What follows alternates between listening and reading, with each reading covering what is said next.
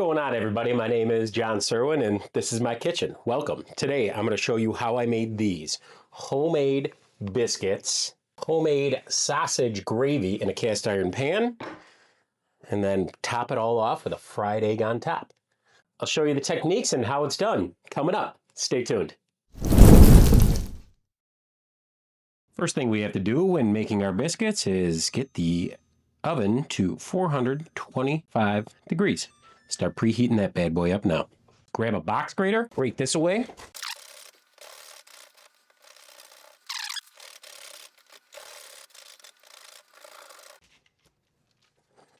All right, gonna go ahead and spread this out, throw it back in the freezer for a moment while I clean up my hands and get all the dry ingredients for the biscuits ready.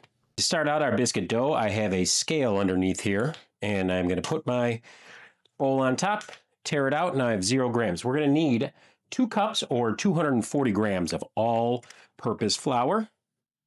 We are done with our, done with our scale. Gonna get that out of the way. We have 6 grams or 1 teaspoon of kosher salt, 9 grams or 2 teaspoons of baking powder. Then we have 1 gram or a 1/4 teaspoon of baking soda. Grab a fork because we're just gonna use a fork to get this lightly incorporated, worked around, not get too much air in there. And now we can go ahead and fetch our butter out of the freezer, and then we're gonna work it in with our fork because everybody has a fork. All right, all that butter goes right on in. Now just take a fork and kind of cut it in is what they call it. I'm just gonna mash it lightly in, get all of the butter coated with flour. Only do this for about 2-3 minutes. But you want that butter to stay cold, cold, cold, as cold as possible. And those big chunks that we had in there, I'm just gonna press my fork in to kind of rake them up a little more. Now we're gonna create a well right in the center and put in 180 grams or 3/4 of a cup of cold, cold, cold buttermilk. Then we're gonna go back with that fork and just start incorporating it in. We're not gonna overmix this. We're not gonna overwork it. That's one of the keys to making a tall, fluffy, delicious biscuit that's not crumbly is don't overwork it. Make sure your butter is super, super cold and have the biscuits touching when you have them on the pan. All right, once it's this shaggy consistency, we're gonna go ahead, turn it all out. And now you wanna start incorporating it by hand. Don't get too crazy on it, but just start incorporating it. Keep some flour off to the side if you feel like it's gonna need some. What I'd like to do is kind of get it into a rectangle, do a little bit of a press down, and then start laminating it, which that just means fold it into thirds. I'm going to probably do this a total of 5 to 8 times. I'll let you know how many I do. So I'm going to take my bench scraper and just come in, laminate it this way, come in, laminate it that way. See how it's like nice and crumbly right now? That's just what it's going to be. So then, gonna work it a little bit, flip it around. Now that I got a rectangle this way, it's gonna laminate it again.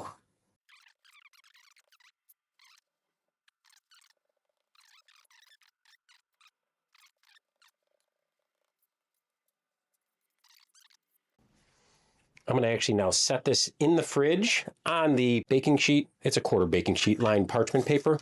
Let that butter cool down and let this hydrate a little bit more in the fridge. Maybe about 10-15 minutes. Just enough time to start getting our sausage gravy going. Well, over here at the stovetop, we're gonna go ahead and grab, not a stainless steel, nice cast iron pan. To this, we're gonna get it on medium heat. We're gonna throw in about a tablespoon of butter. Once that butter's melted down, we're gonna grab this. Does that look familiar by any chance? Maybe that homemade breakfast sausage that we made not too long ago. While some of that is heating up over there, we're just gonna grab 1 sprig of sage, which is about 8 leaves here. Get them all rolled up and a nice little chiffonade on there.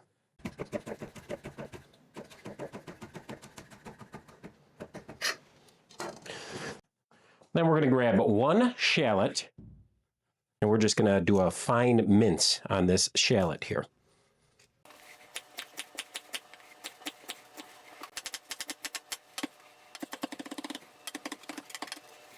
All right, now that we got a little bit of color on our butter, we're going to go ahead and throw the shallots on in right now.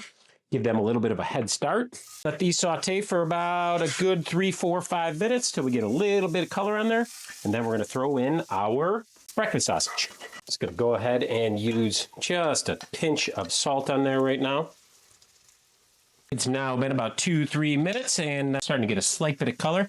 We're going to throw in our breakfast sausage and then start breaking it up. I got to say, I never thought I'd be a fan of this thing, but I absolutely love it. Yeah, is it plastic? Absolutely. But you know what? It chops it up so nicely.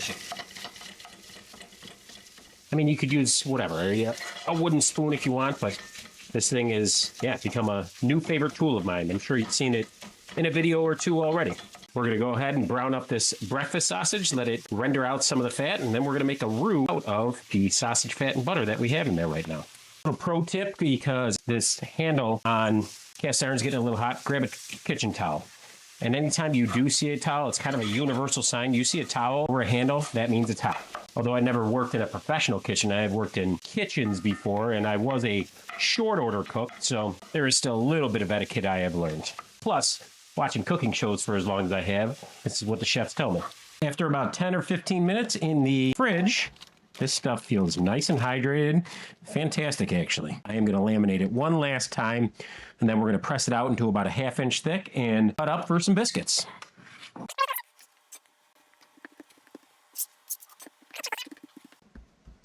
Get it about a 1/2 inch thick so we can get at least 6 biscuits out of here, which should be able to do. Like I said, if you want to use a rolling pin, go right ahead. I just use my hands. I don't know, just me. It does heat up the dough, possibly the butter a little bit, but I feel like a rolling pin might make some gluten. I don't know. You tell me. Tell me in the comments. Try out a rolling pin. Try out using your hand. See which one works better for you. I'm going to check, make sure we're kind of loose here. All right. Feels pretty good to me. So the one thing I did become a fan of is actually getting some biscuit cutters here. Because I'll show you, the thing about these are they actually have a cutting edge to them right here. So when you do press down, slight little bit of a turn, you are going to be able to cut the dough. And if you use something else, you would mash it and you're not going to get as good of a rise. So I'm going to go ahead and press down, turn.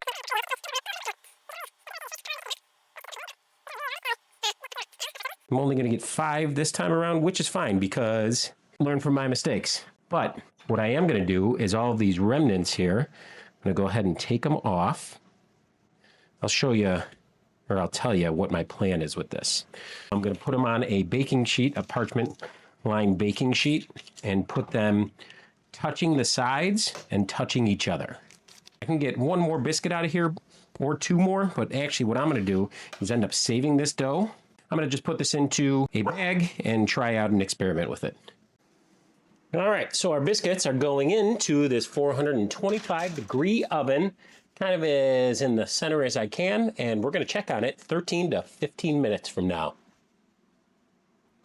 About 5 or 6 minutes have elapsed, and we got some nice crust on our breakfast sausage. So now I'm going to throw in anywhere from 1/4 cup to 1/2 cup of all-purpose flour.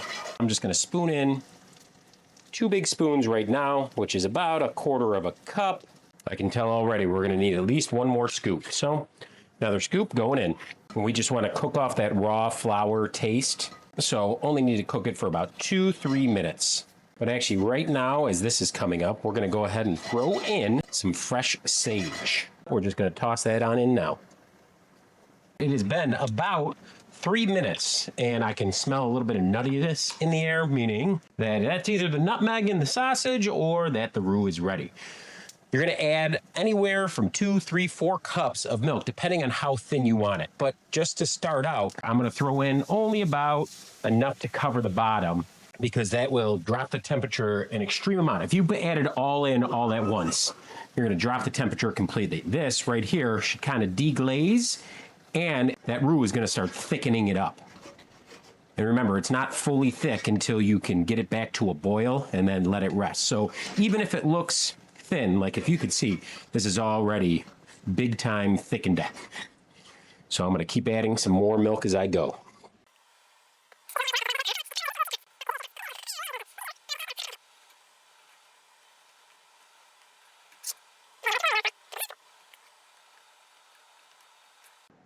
You got to use a cast iron pan when you're doing biscuits and gravy. That's just history right there. I do love stainless steel, but every pan has its place, and I do still enjoy using cast iron. If I was forced to use one pan from here on out, it would be stainless steel. The best thing about this is you can make it half hour before, let it sit, and then once it's all cooled down, you'll see how thick it is. You can just warm it up slightly and add a little bit of milk to thin it out if it needs it.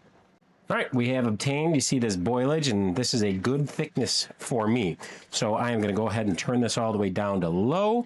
We're going to let this cool off some and check for seasoning. I do like to add in freshly ground black pepper right at the end. But right now, this is too hot to check. So we're going to throw it down to a simmer and let it cool down. Wait for those biscuits to finish up. After a total of about 16 minutes of cooking, we're ready to take them out.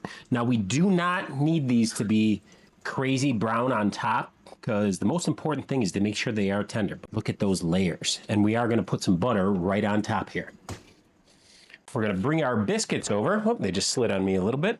And just put on some melted butter right on top.